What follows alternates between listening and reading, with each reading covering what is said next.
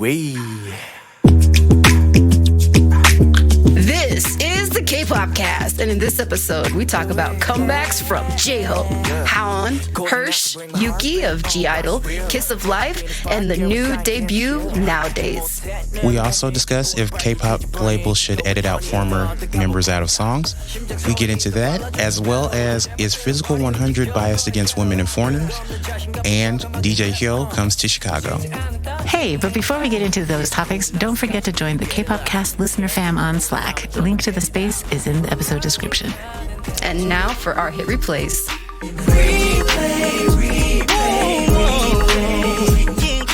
Hi, I'm Virginia. I'm Joe. And hello, everybody. It's your PD Nim, Michaela, and hit replays are our K-pop songs we recommend you check out for the week. So kick us off, Virginia. What is your hit replay for the week? All right.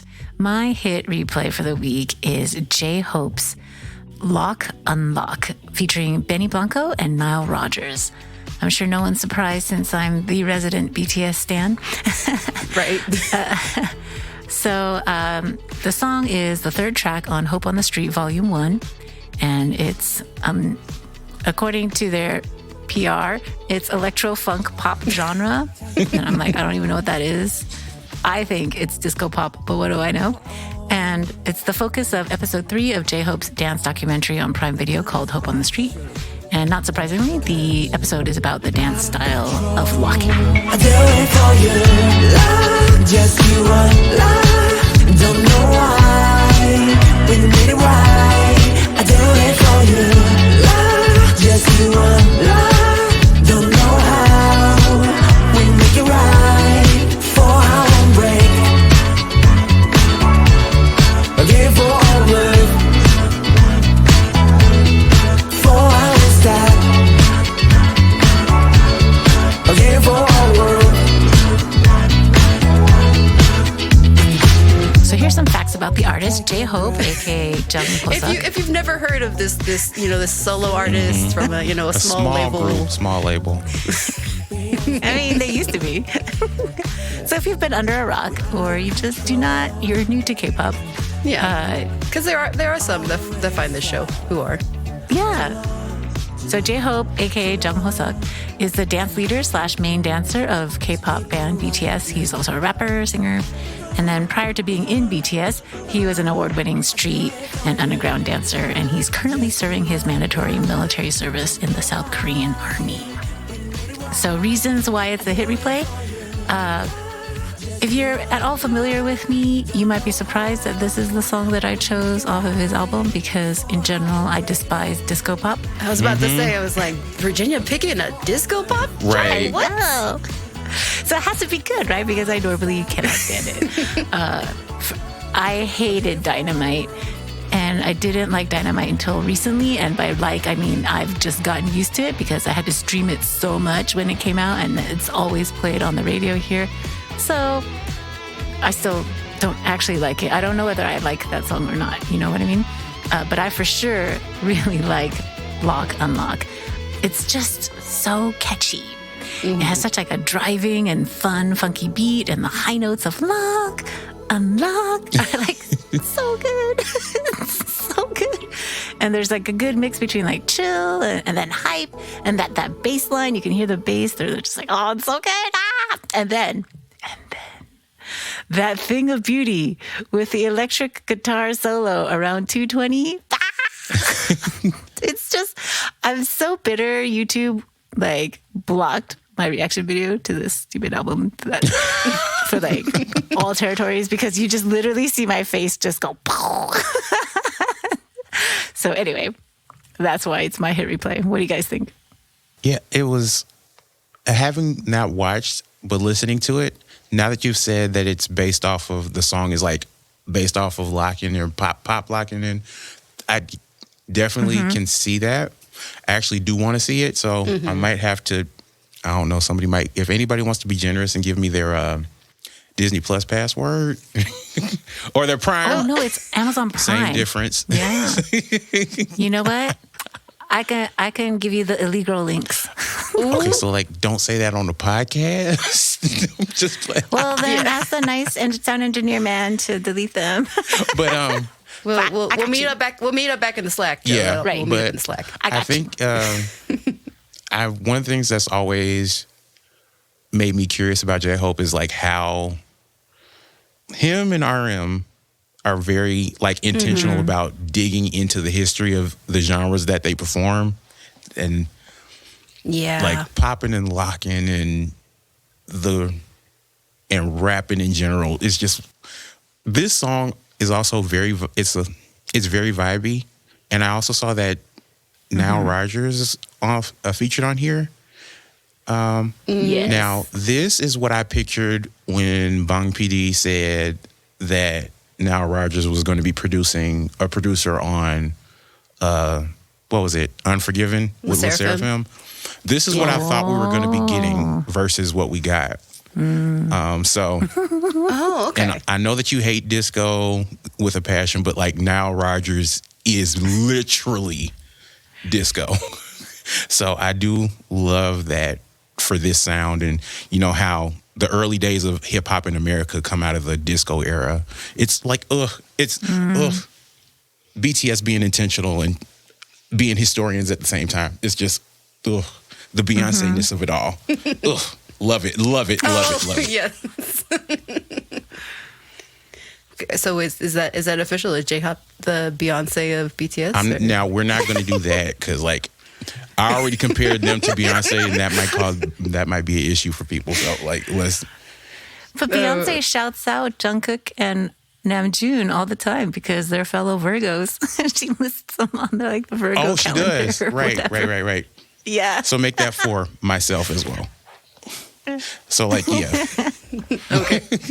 All right. So here, let's get into another artist that you can go in depth into about your opinions. Joe, what is your hit replay for this week? So my hit replay is from an independent soul music artist by the name of HERSH. It's not necessarily a new song, but I think it very accurately portrays the spring thaw that we're going through in the Midwest and East Coast right now. And it is the song Wings by HERSH. Tell me every day I'm all yours. 나에게 맘을 열어줘.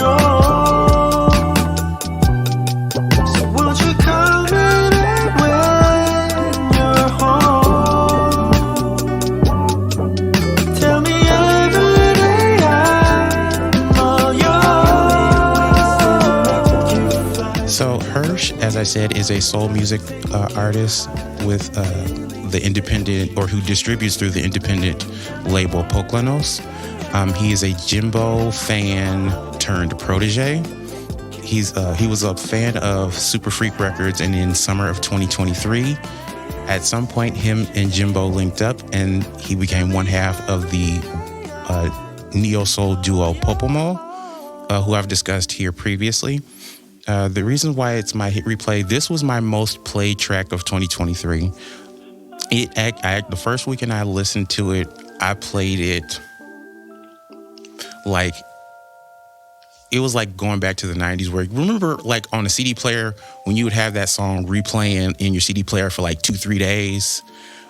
I think I had this song on repeat for about a week almost, because it was that good. I compare it to a spring thaw because it's very much like an early morning, and visually, like when I listen to it, I'm thinking the sun coming out and the flowers starting to either peek up out of the snow or starting to open in the early morning light. And he's talking about, I believe, because they didn't post the lyrics on this one song, but he's talking about looking at his girlfriend or significant other in the early morning light, and like talking about the deep relationship that they have, or his deep feelings for her.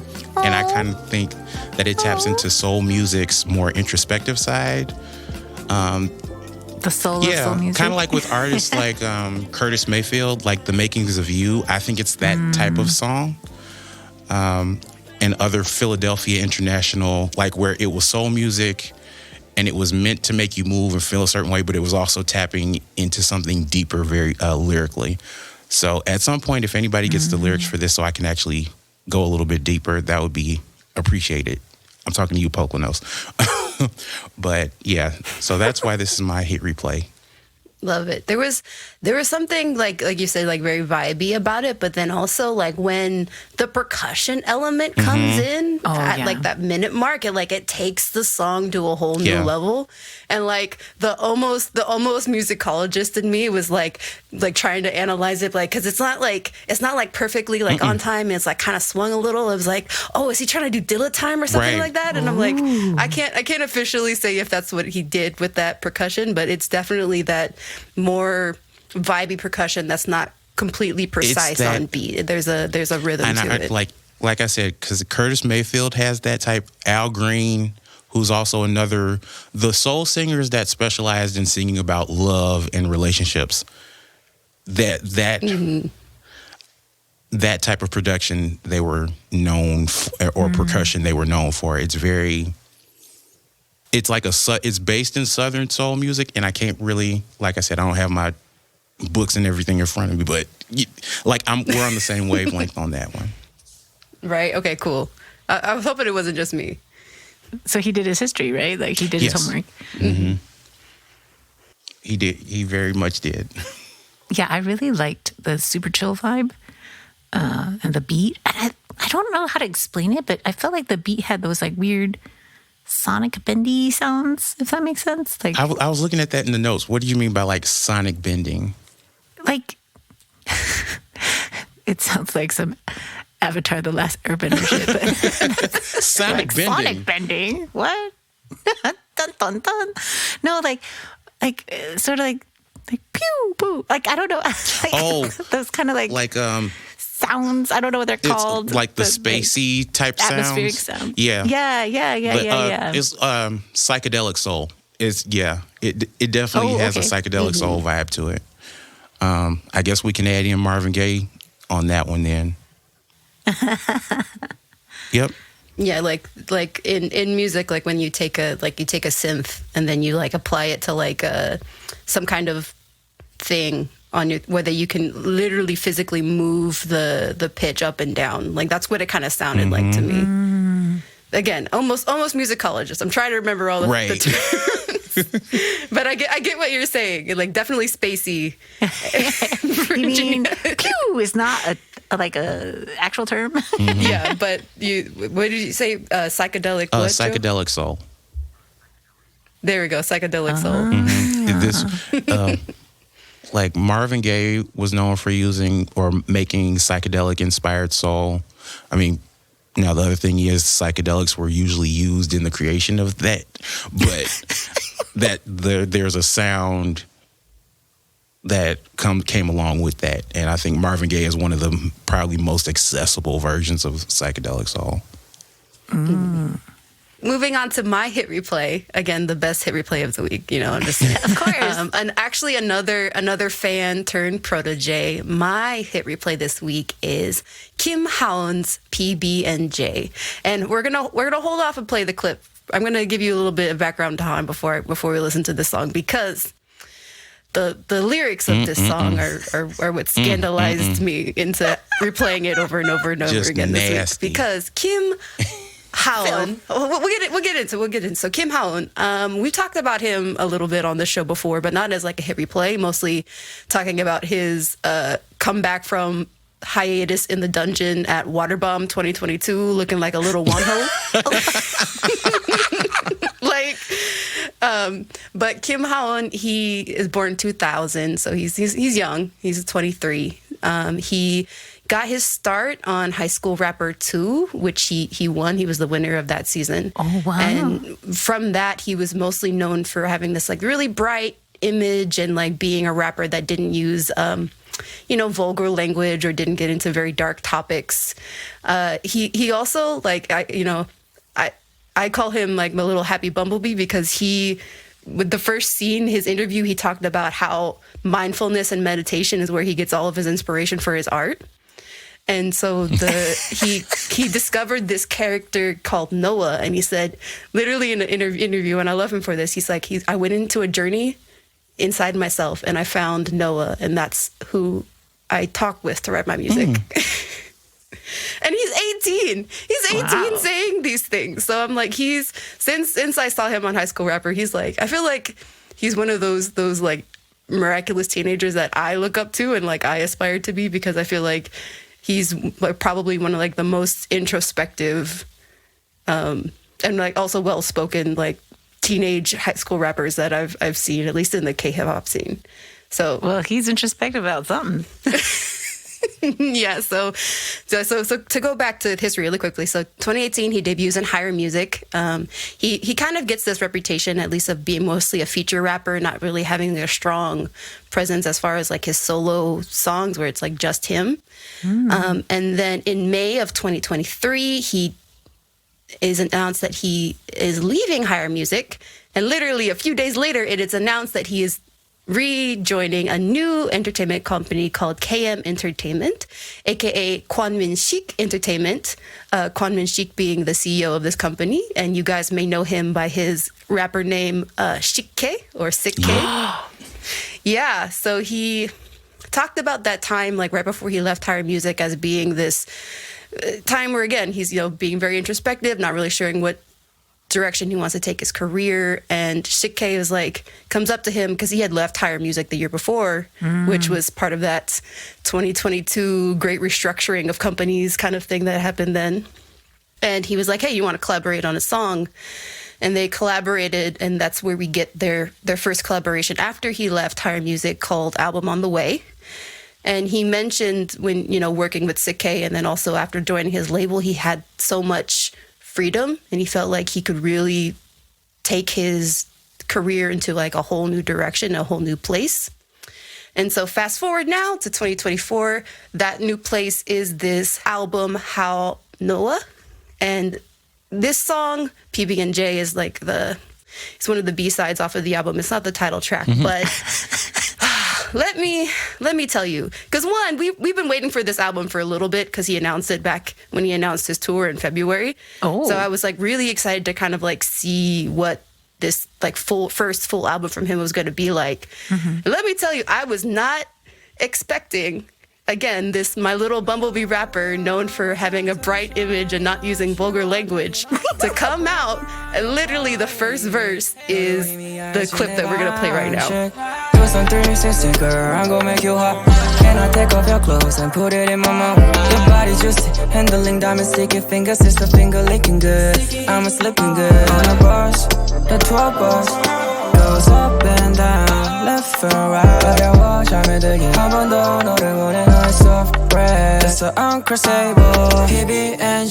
PB&J, you're my angel for my empty stomach. Peanut butter with the jelly. You're more than a munch, girl. You're my love. He's cursing. He's talking about eating girls out. He's like, I couldn't process. I was on my walk to my gym listening to this. I had to stop. I had to take a moment. I had to breathe. I was like, so Michaela, what? I just have a question. So like, yes, he gets taken under Shik-K's wing. What did you actually think was going to happen? Because like Shik-K, for those of you who don't listen to Korean hip hop, Shik-K is basically the Korean Big Daddy Kane. If he's not, he has that song with Jesse too, right? That wet song. Yeah, the wet song. And then there's a song he has called Shibal, which like is basically the Korean version of Lil Scrappy saying, "Is you gonna marry a nigga or what?" But like being under Shik-K's tutelage, like what did you think was gonna happen, Michaela? That's my question. Like this is Mr. Shik-K is known for being Mr. Panties on the stage. Right, Joe? I should have seen it coming. Now that you mentioned that, I guess I was just so used to, again, when I think of a HAON, I don't even think of Waterbomb HAON. Like that one has scarred me. I think of the artist that he was after, which he mentioned like that version of himself, that bright version, that was the version that people really liked, and it made him a lot of money because he got a lot of sponsorships when he had that kind of style in his music. But he actually had an interview about this question, because people were saying that he's gone like Kwa, which is like he's gone to the dark side. Oh. But, again, being the introspective person that he is, he's like, it's not that I've gone to the dark side. It's like I've always had that dark side in me. Like there's the yin and the yang. And before I was only showing you the yang. Now I'm showing you the yin side I'm of kind myself. of interested in how the reception is going to be for this, because I remember when Album on the Way dropped, the perception between the Korean audience and the international audience was kind of like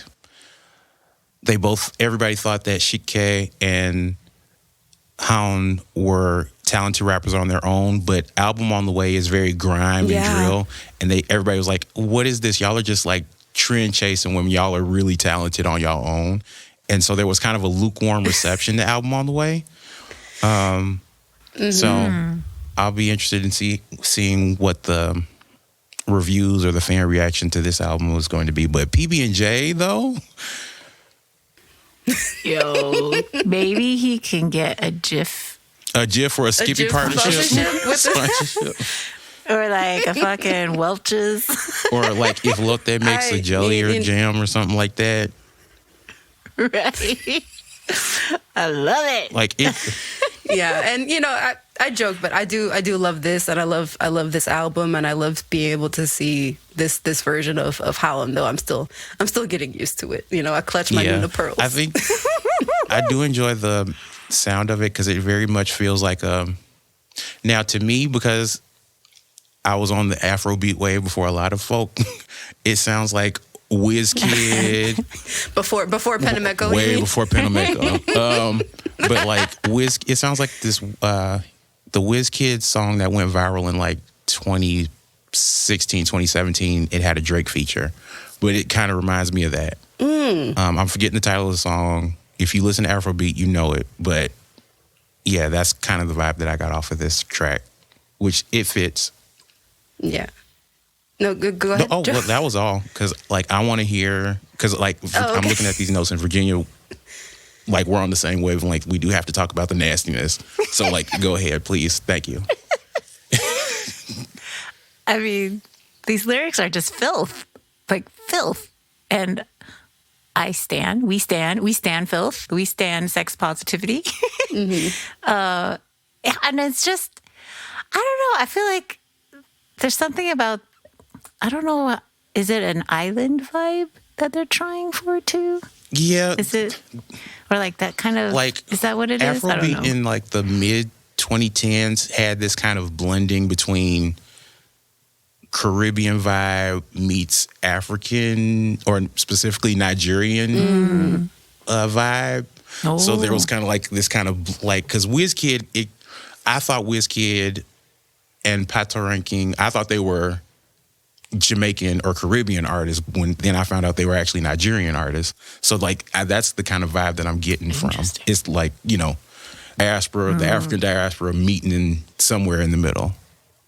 I mean, yes, it's great. It does set the sexy vibe very well. Yes, and I just just all this euphemism for jelly and sweet taste, and I'm like, yo. But I love though the last line of it is he says in English, so you can't miss it. He's like, "You're more than a munch, girl. You're my love." So it's more than just like, he's not just talking about a one night stand. He is talking about like a woman that he's like appreciating. Like, you're more than a munch. Speaking of which, is there like an Ice Spice feature on the way? Because that munch is that slang is very specific to Ice Spice, rather. So that would be interesting. It? Yeah. Because it's not new slang. No, but maybe it's new in this context. Maybe I don't know the context, but munch has always been associated to me with his specific topic about PB&J eating. Yeah.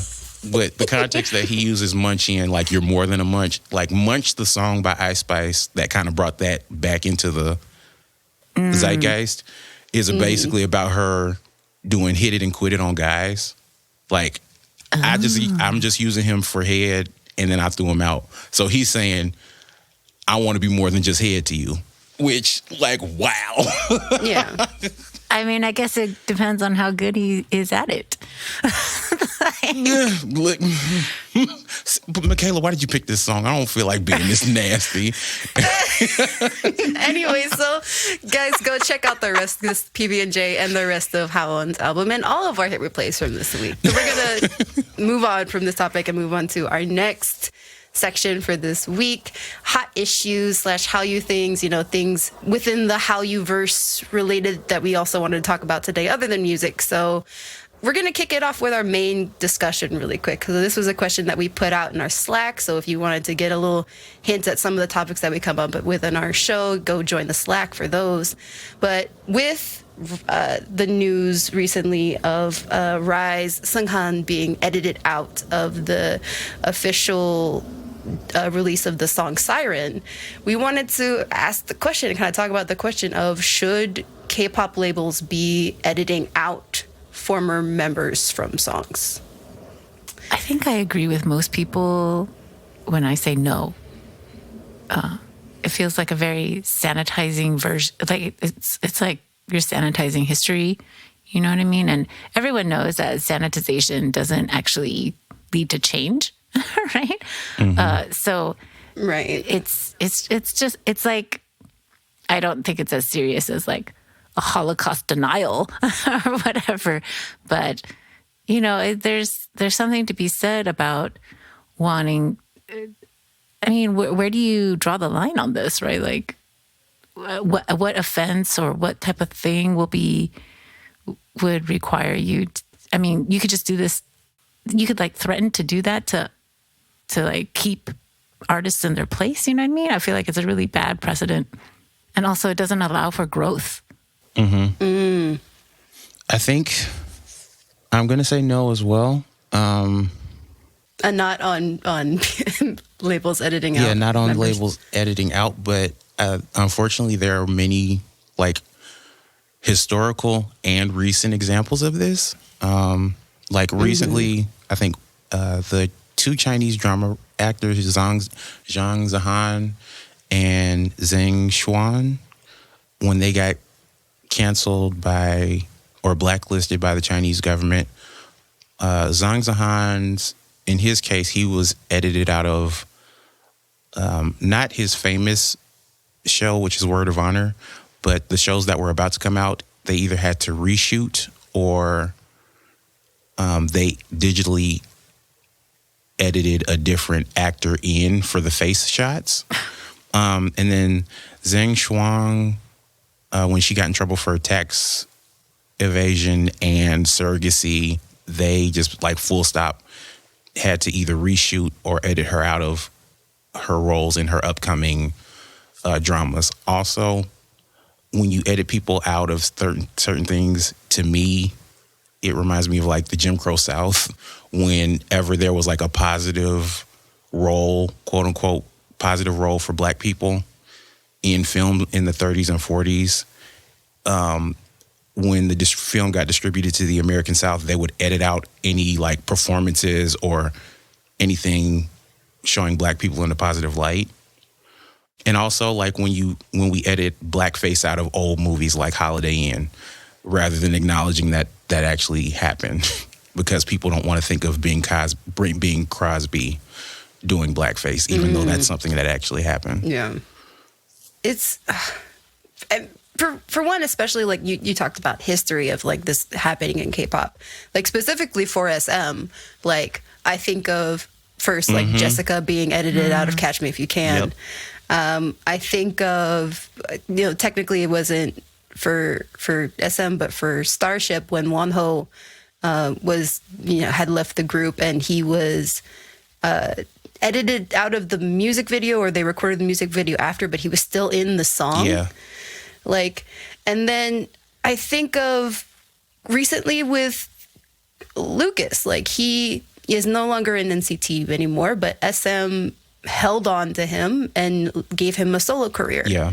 Like, but with Seunghan, like it's not that they announced that his indefinite hiatus is like him leaving the group. Like, if you're going to go through the trouble of editing him out of current promotions, then just announce that he's not going to be in the group anymore. Because like I love the point that Syed mentioned was like the longer that he's on this hiatus, the harder it's going to be to reintegrate him back in, especially if they've already gone through the trouble of erasing him.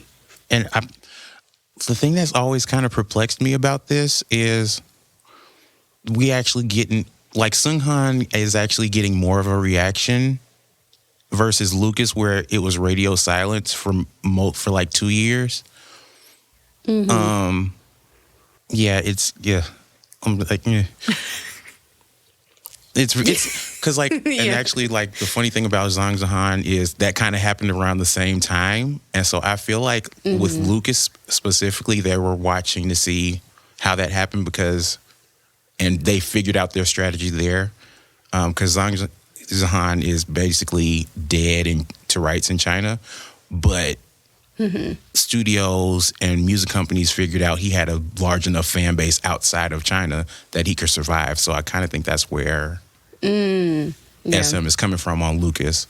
But I think like Seunghan is like so minor in comparison. So I'm just like, why edit him?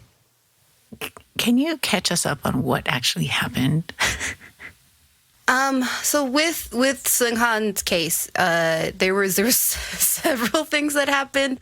A lot of it coming up from like before he debuted. So like videos of him underage drinking and smoking and, you know, partying.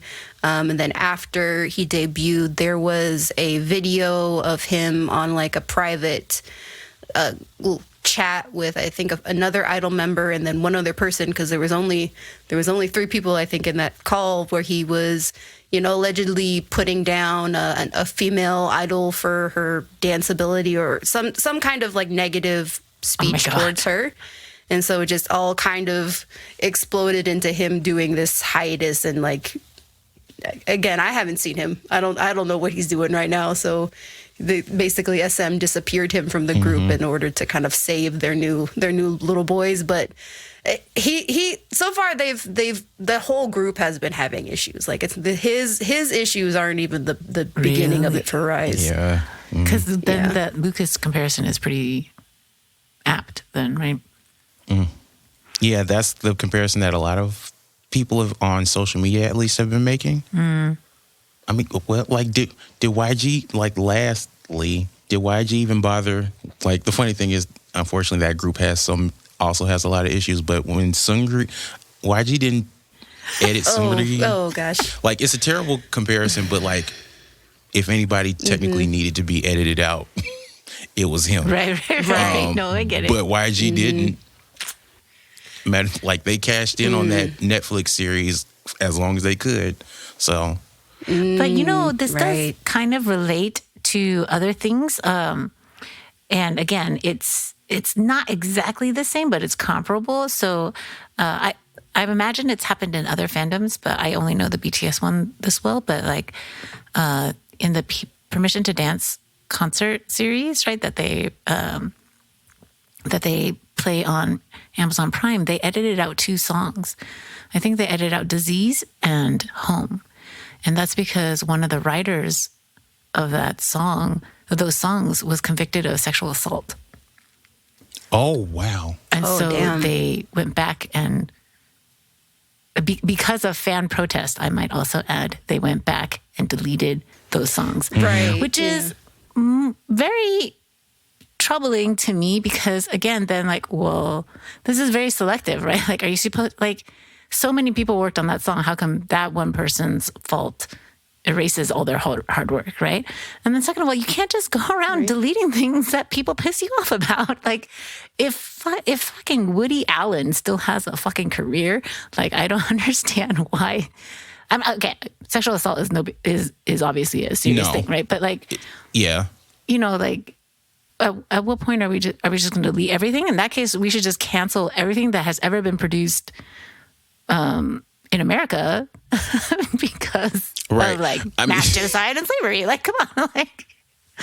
I mean, it's kind of because it's like with Lady Gaga when she for "Do What You Want," because when that song first dropped, it was R. Kelly was the feature. Oh, And everybody was like, girl, what are you doing? And like after his second trial that he went to prison for started, she put out another version of the video and the single with Christina Aguilera instead of R. Kelly because of the fan reaction or the public's reaction. So then that just makes this whole situation more outrageous, because we're bringing up situations where comparatively the things that Seunghang has done are That's like nothing. every teenager in America.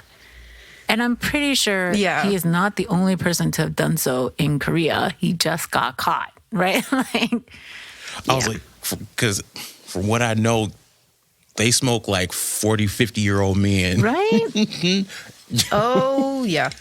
No, even there have been SM NCT members that have just got caught up. It's like they were caught smoking or vaping inside, and they had to make public apologies. And not that, again, I am not this like pro-smoking, pro-vaping agenda.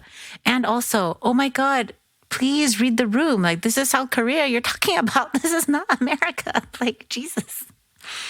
Anyhow, sorry. I didn't mean to like... No, it's okay. I think that we'll continue this conversation in the Slack, because this is definitely not the end of this discussion for this topic, but we wanted to kick it off here. So like always, guys, if you want to share us your thoughts on this topic or read the other thoughts that people shared, I saw Liz and Syed had a lot of really good points that I think people should go check out. So you can check that out in our Slack. So moving on to our next How You Thing, Joe. So what's your How You Thing for this week?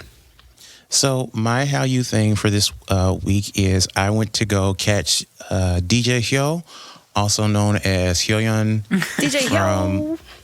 from Sonyeoshide or Girls' Generation, do a DJ set at Soundbar here in Chicago. So I'm on Instagram and I'm on Instagram and I just see this post saying DJ Hyo at Soundbar this Friday, and I'm like,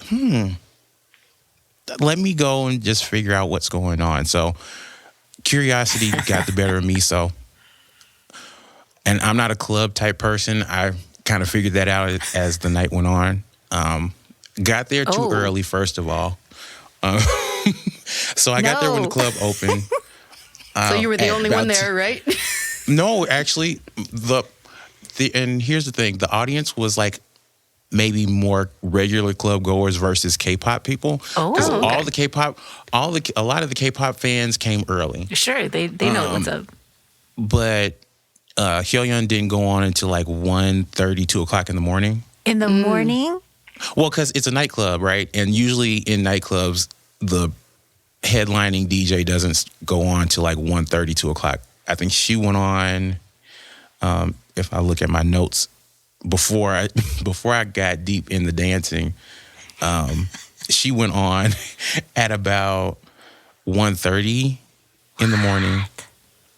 And I didn't know what to expect, primarily because, you know, we hear about like celebrities becoming DJs all the time, and they're like, you know, you're doing this for fun.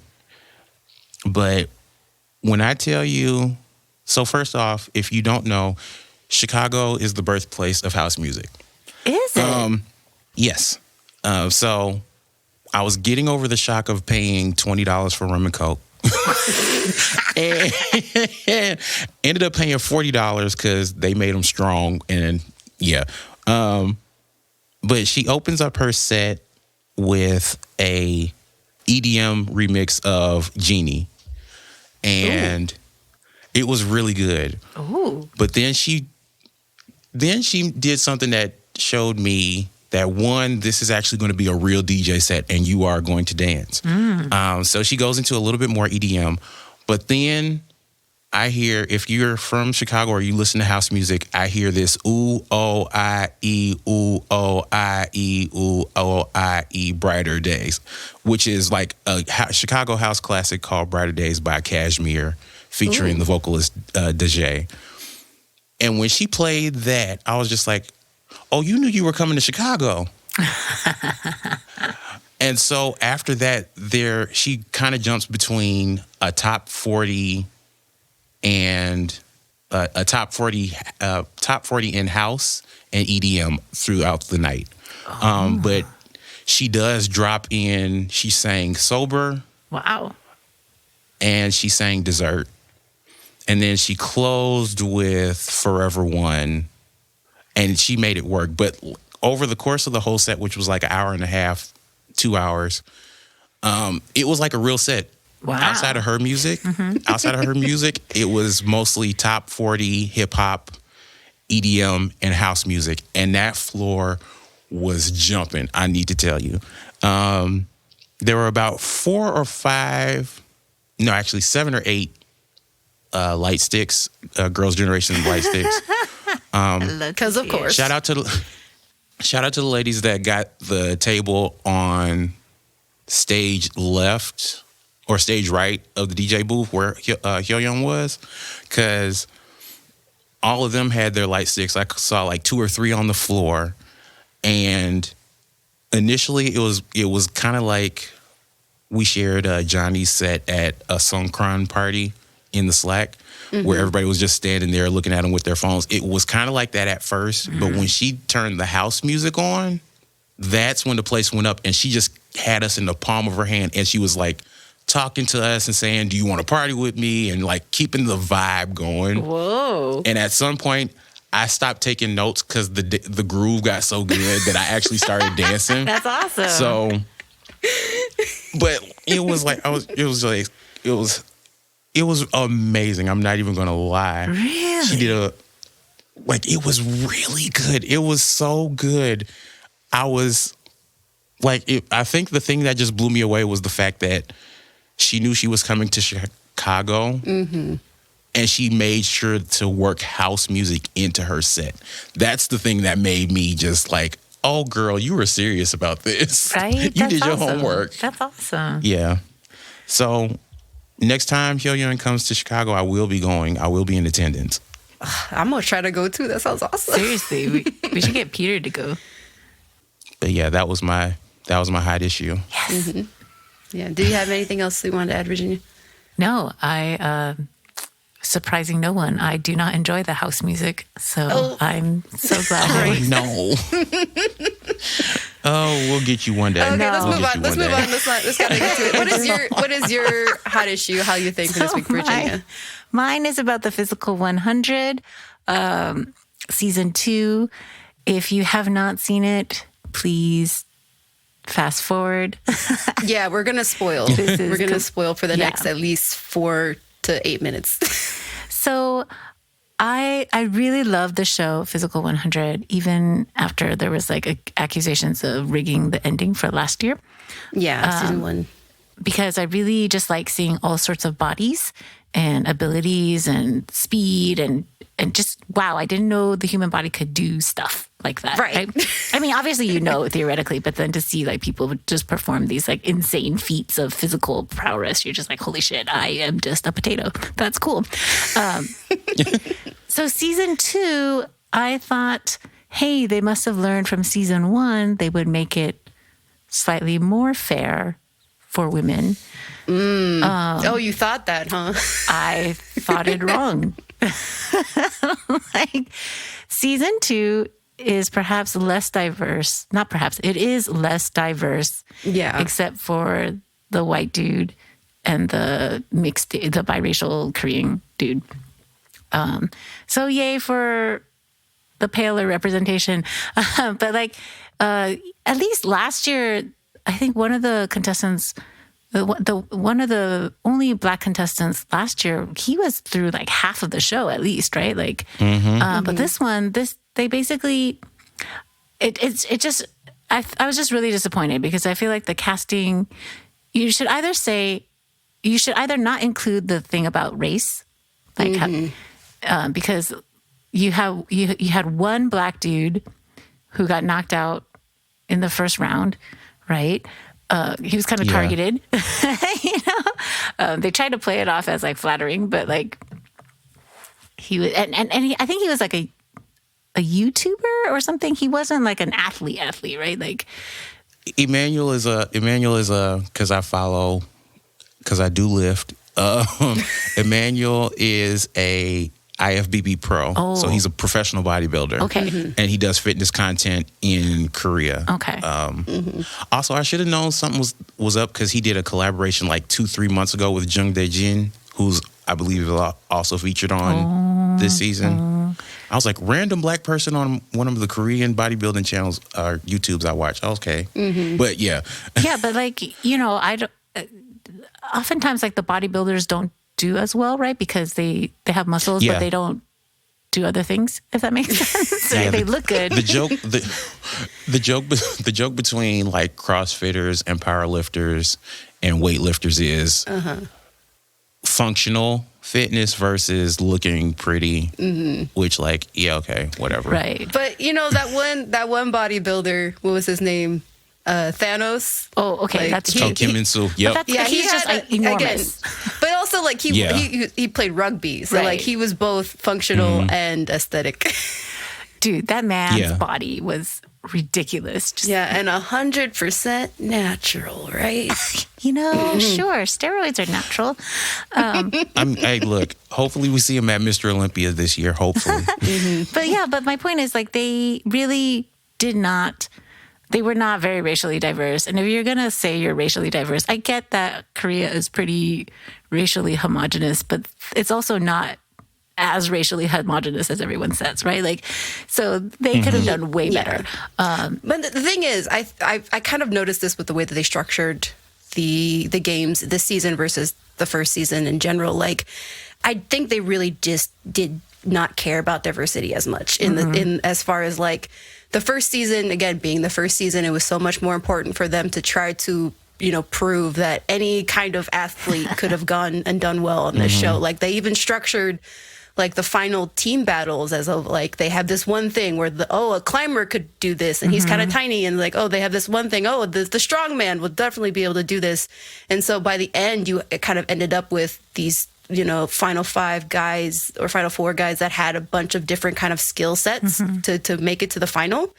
Whereas with this one, and Kate in our Slack even mentioned that she was like, it's hard for me to differentiate the teams because they didn't really plan to be honest. I feel like that wasn't even the goal. It was just they didn't try to make it even. They just wanted to get to the guys that they knew could do well in the challenges that they had created. Yeah. And then, so like, at least I feel like last season, there were ways for women to do well. Like, Yes. You know, they were definitely, yes. right? Like, I'm not saying I was under any delusion that women would win ever, right? But at least they had a shot. Yeah, the bus leverage qualifier is like a great example of like what they should be doing more of in the show, where it's like proportional, you're fighting against yourself. Like they had to lift up, if you haven't seen it, their bust that everybody creates of their bodies, as well as like 40% of their own body weight, and they have to hold it up for like as long as they can, or to not be the last person to hold it up. Those kinds of challenges are where it can be a little bit more even, because you're really fighting against what you individually can do physically against other people. Yeah, and then like what pissed me off about like the opening qualifier, it was running, right? Yeah, and running on a very specific kind of treadmill that not many people know how to use. Exactly. So they had like the Olympic track and field runner. I don't know if she was Olympic, but she was on the national team, right? Like she was like, that's her job. And she didn't even place top 10. Why? Because they did it by stride. They did it by distance. You're telling me this like 5'4", maybe at most, tall woman can beat like some like 6-foot dude with this enormous stride? Like one of his strides is like 30 of hers. You know, like it's just, it's so, even stuff that you thought could have been fairer were not, you know? And then the majority of the challenges were strength-based. You know, like... Which is why you had these big dudes and these crossfitting dudes making it to the end. Yeah, and it's just because that's their bag, really. Yeah, and it's so cruel. Like, don't lie.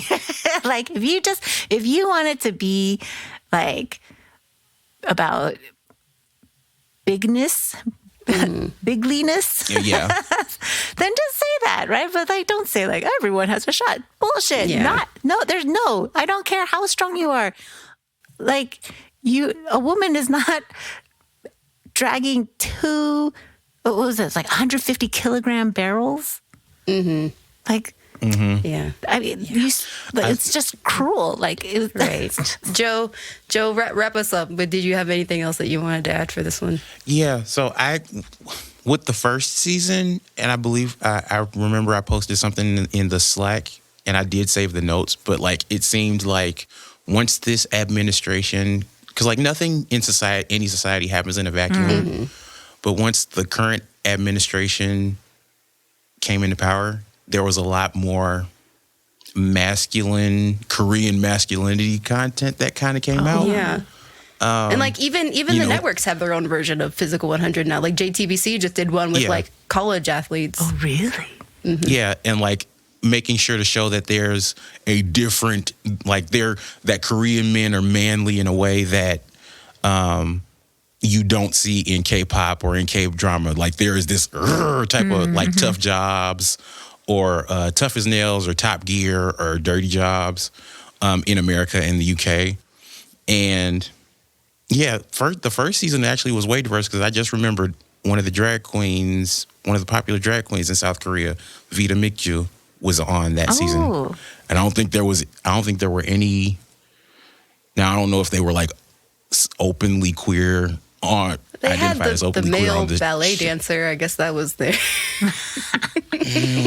No, Vita Mikju is a drag queen that pole dances. I don't think that's in the same. Right. But that's kind of been like, even though I do like watching these types of shows, I'm just like, there seems to be something very Sinister. targeted here. And like when you talked about how a lot of the people that got promoted in the promo were either Korean, Asian, or white versus like Emmanuel didn't really get promoted as much. Even Miracle, who was on last season, didn't get promoted as much. Only the Asian, Japanese, like Korean, Japanese, or white people got a lot more of the marketing space in season 1. I will say though, one of my Asian American male friends, he did appreciate that it did show a different type of Asian masculinity. Yeah, which is why season 3 is going to be so interesting because it's not just Korea for season 3. They announced it right at the end. It's Physical 100 Asia. So whatever that means, that's what we're gonna get in season 3. So I'll be honest, I'll be seated for that one. Like I still really enjoy. No, I this love this show. I love this show because I feel like if you filmed it in America, people would die. The sportsmanship would be non-existent. Yeah, no sportsmanship, and I know people will die. I hold my breath every episode looking at how people are hurting themselves in these competitions, and I'm like, how has nobody died on this show yet? I was gonna say, like, we do have this in America though. It's like American Ninja Warrior, The Challenge, but that's not team. Survivor, but those aren't really to be team honest. as much. They aren't team based because like America's individualistic, right? And I just sorry. Yeah. They're similar. We'll see what happens in season 3 and see if they listen to this episode and make those changes that we've asked for. Probably not. No. Anyway, so wrapping up this episode, we are going to kind of quickly go through a few of our debug or nots for this week. So we're going to talk about music. We're going to talk about headlines from this week. So our first debug or not for this section, we're going to talk about the new boy group out of Cube nowadays with their debut, YUQI. So are we debug or not on this? No, not. But I do appreciate y'all for putting their names on the. Yeah, right. Great debut. We love a name tag. Now I know who my bias is right away. I'm invested a little bit more. Yeah, it's a debut for me actually because this reminds me of a lot of other debuts that I like. And I can't not like it. And Cube actually spent some money on them. Like the music video was great. I love the concept of them like trying to catch Cupid as like Cupid being an evil like gremlin creature thing. I love it. I'm here. I can't wait to hear more from them. And they need to do really well because, like I mentioned in the outline, they are Cube Entertainment's last chance. Like, as far as the only really group that they have said themselves that makes money is G-Idol, and this is their first boy group that they've debuted after all their other boy groups have left them after like 9 years. Oh my gosh. Yep. So we'll see. Okay, well now I feel bad saying no. No, stand in your truth, Virginia. If you didn't like the song, it's okay. I like the MV. I think the song just reminded me of an NCT/Stray Kids song. And again, that's probably why I like it. Yeah, okay. Wait, And that's probably why you don't like it. This is Joe. Ms. Banger Clanger that's we're true. talking That's true. about. I do like NCT, but not always.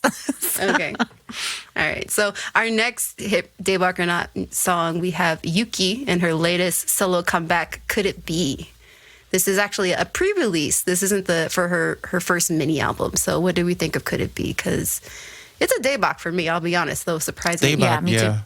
Yeah, to be honest, like, I wasn't expecting her to want to be Taylor Swift in her solo tracks. But luckily, the teaser that she released, this has the actual title track a little bit more dark, a little bit more like horror inspired. So I'll be excited to see when that comes out. This is the one where she has like that really cute sweater, right? Yes. Yes, I want that sweater also. But I really like the hook. Yeah. Yeah. I like the entire, like, just making sure, like, the entire, this is English, Yes, right? it's all in English. And no, like, I know, like, I had to make sure because I just listened to it and I forget stuff really quickly. But, like, on the album, YUQI is responsible for doing the translating to English. And you can tell, and, like, it's really good. She has a grip on English. Like, Rolling, I think, is G-Idol's best English song. But outside of that, this kind of fits that same summery vibe as Heartburn by Sunmi. Yeah, definitely. It's very much a top down, cruising down the 101. Well, the side that's not in the ocean. But yeah, it's very light and airy and feel the sun on your face. I like it. Yeah. Daebak. Okay, so our last music Daebak or Not for this week is Kiss of Life has come back with their song Midas Touch. Day to the Yeah, block. Daebak. Oh, it's so good. Everything I loved about 90s pop music is in that song. It's like the bubblegum pop, the Britney Spears type bubblegum pop of the 90s with the New Jack inspired pop of New Edition in one song. And I love it so much. Okay. Okay. It's a not for me, but for like a really stupid reason. Tell us the Really? stupid reason. We love petty. So there's like, okay, so I sat down because, you know, somebody, I forget who posted it in the Slack, but I was like, oh, excited. And they mentioned like how, there's like Britney inspired visuals in the music video. Like, cool. So I watched it on my phone. And then before I recorded, I sat down to listen to it again with my headphones on. And unfortunately, when I actually get to the audio of the song, there's this one like offbeat percussion element that sound like somebody's hitting the lid of a trash can with a stick. And it's just, I can't not hear it once I heard it, and it just ruined the whole song for me. Oh, Well, it's a good thing I just heard it on the TV on my laptop. Yeah. Maybe if I just listen to it playing from far away from my phone speaker, I can like it again. But until then, it's kind of a not. I'm sorry. Don't apologize. Lean into it. stand in it. Okay, so let's move past this. Let's move to our few headlines for the week. So we've got EXO Lay is set to release his next solo album in April or this month. And it's going to have a Korean version. So he's going to be promoting in Korea again. And maybe he'll collaborate with a few guys, maybe EXO. We'll see. And maybe he'll do another tour and visit San Francisco. Hopefully. We can only hope. So our next headline is GOT7 Young Jae is leaving Sublime Artist Agency. And now the question that I have with this is Jackson going to leave too? Is he also in Sublime? He is. Oh. So Young Jae and Jackson both joined Sublime after they left JYP. Maybe. I don't want to put words in his mouth, but the way Jackson moves, I think he might just go into self. You know, the way Jackson moves. If not now, that too. But I think business-wise, rather, the way he moves, I'm not expecting it soon, but I do expect like he'll do something under Team Wang, like promotion. I'd like to do something because like under he's really Team serious Wang. about setting up his. Nope, we're not doing that. Okay, we'll follow up. I'm very curious to see where Young Jae decides to go. Like maybe all the other GOT7 members are trying to make their own solo label. We'll see. That's kind of my tinfoil hat theory is like maybe GOT7 is trying to reconvene. But you know, that's just me hoping that they'll cut. Yeah, you go ahead and keep hope alive. All the Agases. Yeah. All right. So our next headline is Icon's Bobby and Chanwoo announced their military enlistment. And I'm like, I knew it was going to happen, but I think I convinced myself that it wasn't going to happen. So this was news to me. And I was like, oh, right. That's why they did the tour and we got that album. And it's just sad to see them go. Yeah. So I'm a not on this one. Yes. If you get... We'll say not on that one. Yeah. Because it's always sad. Yeah. Okay, and then so our last two pieces, we've got a relationship news, question mark. So it was announced online that Chaeyeon of Twice and Zion T, that's the solo R&B dude, are in a relationship. So are we Daebak or not? Yeah, we're Daebak. Yeah, I'm Daebak on dating. It's just I don't know if JYP said, you know what, y'all are grown now and y'all done made y'all money, maybe money hand over fist. Y'all go have fun. That's kind of what it sounds like because like we had Jihyo 2 weeks ago, 3 weeks ago. With Sung Bin from Physical 100. Hey. From Physical 100, yeah. And he's also Olympian, but I know him from that show. Yeah. But like it's also like Zion T. That's the thing I didn't. I always thought he was not on this team. Oh, You know what? Fair. I mean, to be fair, he could be on multiple teams. Okay, Yes. we're inclusive. that's here. true. Yeah. So, but I was, Don't come at me, people.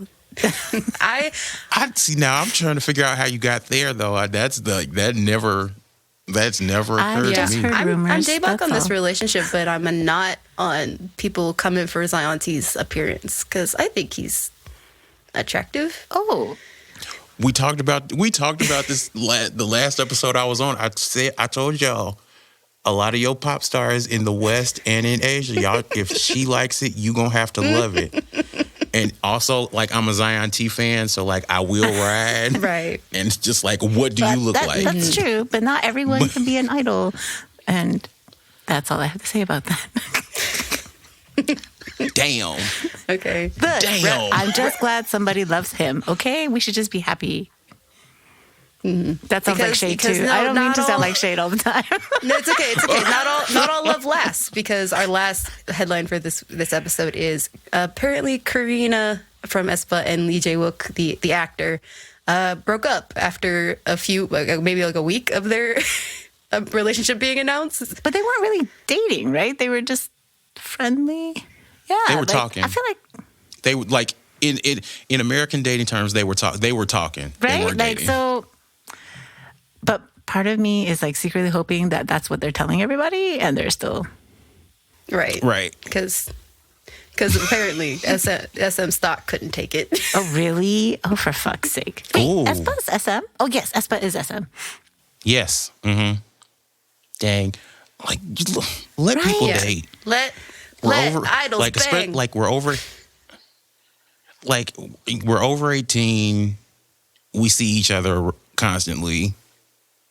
Like let grown Like, folk what do a what grown waste of folk do. hotness. Like, what sort of horrible, like, dystopian world are we living in if the hottest people, hottest, most talented, most bendy people can't fucking fuck? Like, please, for the love of, let these genetics through, like, jeez. I love it. That's a great note to end the episode on. So, wrapping up this week's How You Think Hit Replay episode for the week of April. Let our listeners know where they can find you on socials, Virginia. So yeah, send your agreements and love to at the Mandarin Mama on Instagram or I guess Twitter. And I'm also at VirginiaDwan_official. That's my author page. You can find me at Journalistic Joe, all one word, on Instagram.